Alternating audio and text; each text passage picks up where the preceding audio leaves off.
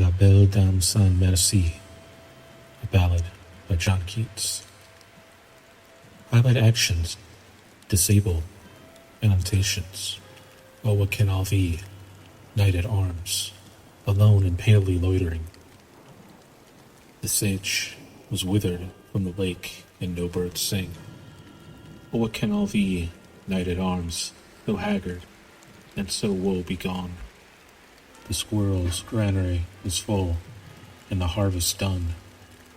I see a lily on my brow, with anguish moist and fever dew, and on thy cheeks a fading rose fast weareth too. Met a lady in the meads, full beautiful, a fairest child. Her hair was long, her foot was light, and her eyes were wild. I made a garland for her head, and bracelets too, and fragrance own. She looked at me as she did love, and made sweet moan.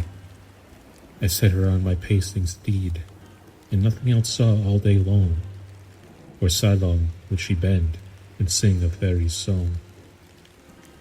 She found me roots of relish sweet, and honey wild, and manna dew, and I'm sure in language strange she said, I love thee true.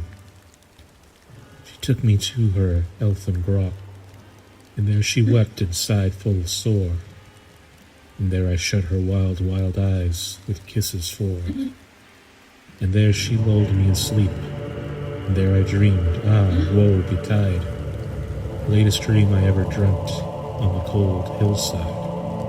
I saw pale kings and princess too, pale warriors, death pale were they all. They cried, La Belle Dame sans Merci, thee hath in thrall.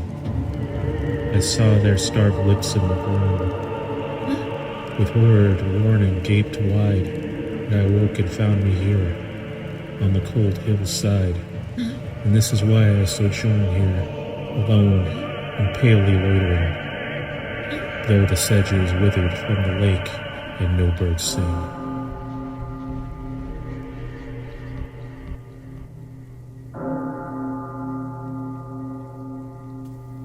Music When Soft Voices Die by PERCY by Shelley. Music then soft voices die, vibrates in the memory, odors, and sweet violets sicken, live within the sense they quicken. Rose leaves, when the rose is dead, are heaped for the beloved's bed, and so thy thoughts, when thou art gone, love itself shall slumber on.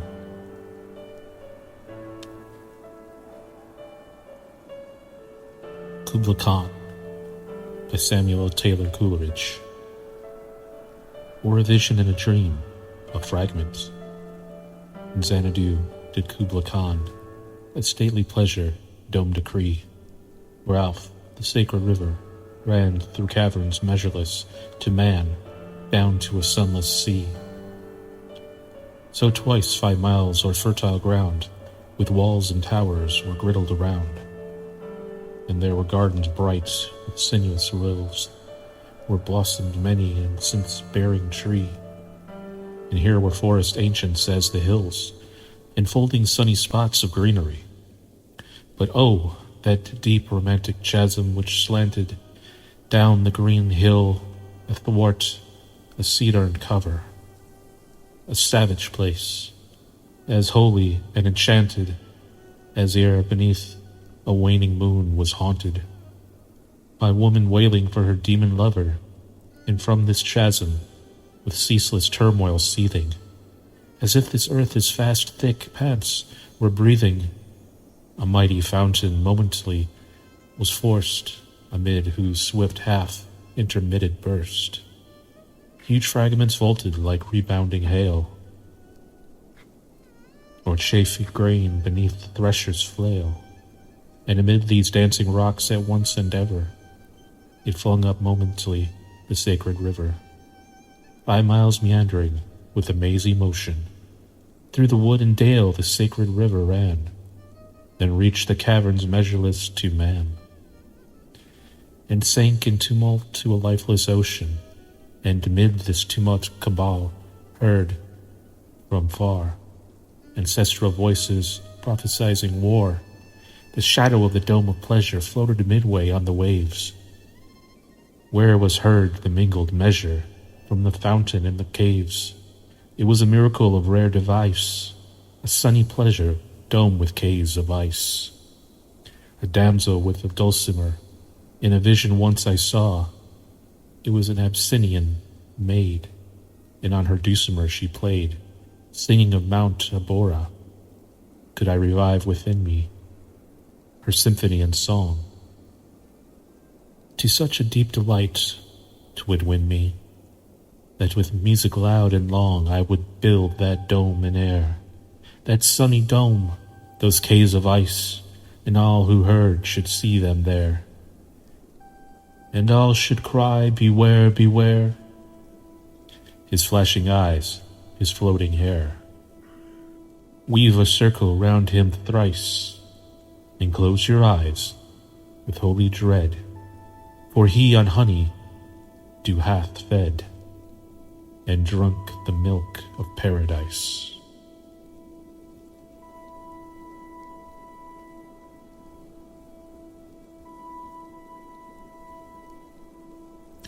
Helm by SYLVIA Plath, for Ruth Vainlight. I know the bottom, she says. I know it with my great tap root. It is what you fear. I do not fear it. I have been there.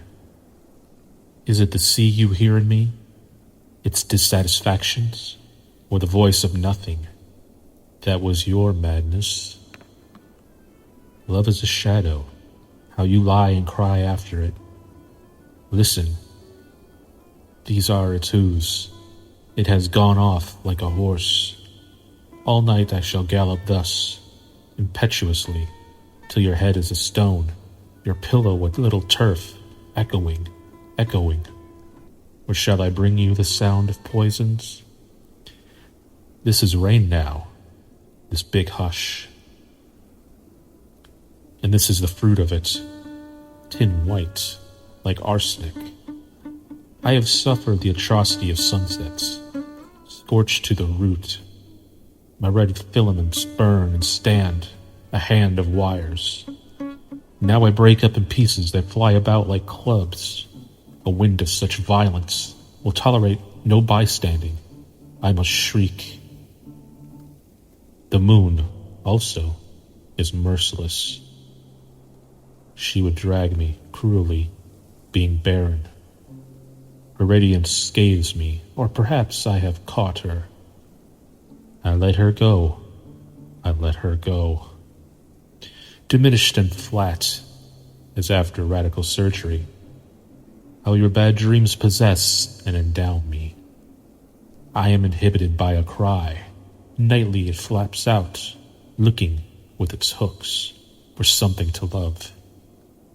I am terrified by this dark thing that sleeps in me. All day I feel its soft, feathery turnings, its malignity. Clouds pass and disperse. Are those the faces of love? Those pale irrevertibles? Is it for such I agitate my heart? I am incapable of more knowledge. What is this face? So murderous in its strangle of branches. Its snaky acids hiss. It petrifies the will. These are the isolate, slow faults that kill, that kill, that kill.